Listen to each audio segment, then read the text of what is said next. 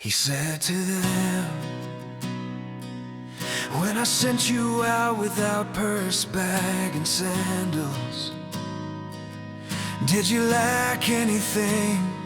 They said nothing.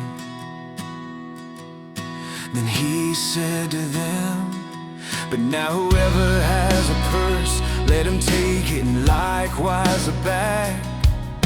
Whoever has none, let him sell his cloak and buy a sword. For I tell you that this which is written must still be fulfilled in me. He was counted with transgressors, used for that which concerns me is being fulfilled. They said, Lord, behold, here are two swords. He said to them, that is enough.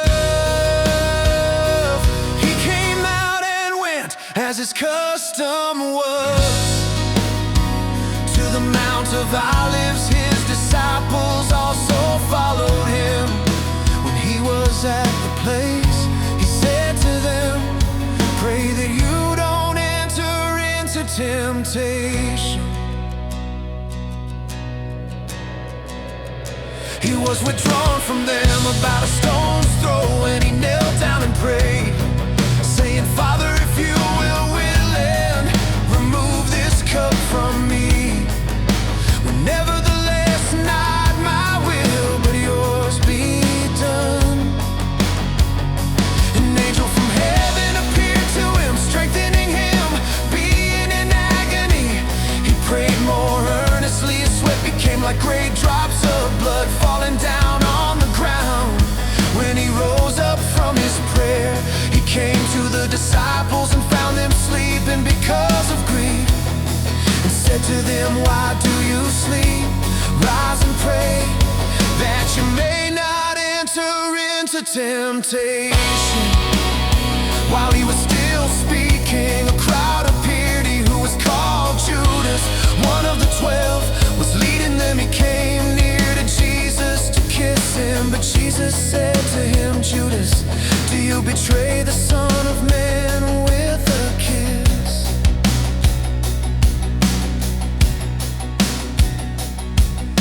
When those who were around him saw what was about to happen, they said to him, Lord, shall we strike with the sword? A certain one of them struck the servant of the high priest and cut off his right ear. But Jesus answered, let me at least do this. And he touched his ear and healed him. Jesus said to the chief priests, captains of the temple, and elders who had come against him, have you come out as against a robber with swords and clubs? When I was with you in the temple daily, you didn't stretch out your hands against me. But this is your hour and the power of darkness.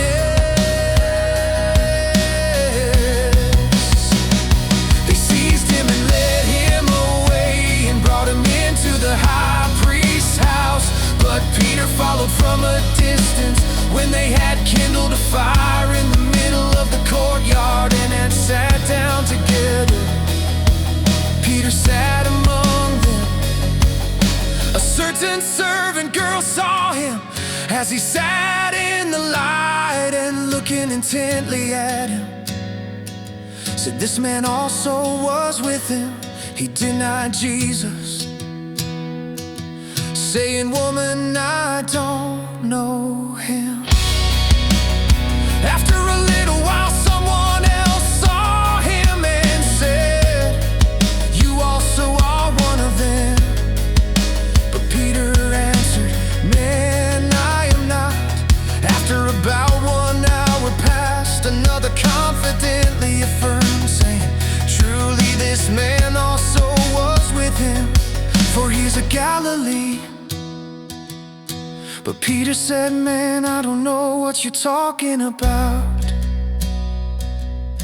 Immediately, while he was still speaking, a rooster crowed. The Lord turned and looked at Peter, Then Peter remembered the Lord's word, how he said to him, "Before the rooster crows, you will deny me 3 times." He went out and wept bitterly.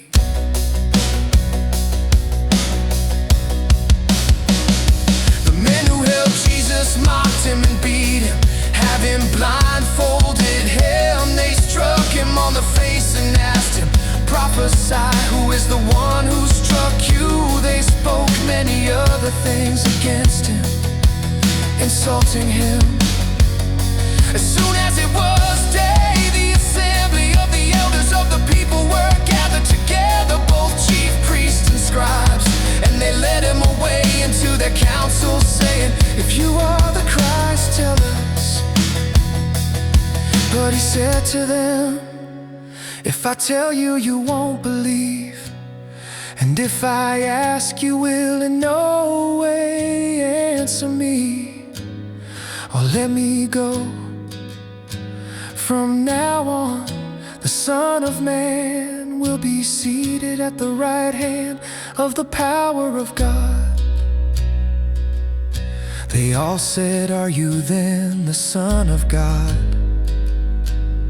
He said to them, "You say it, because I am." They said, "Why do we need any more witness? For we ourselves have heard from his own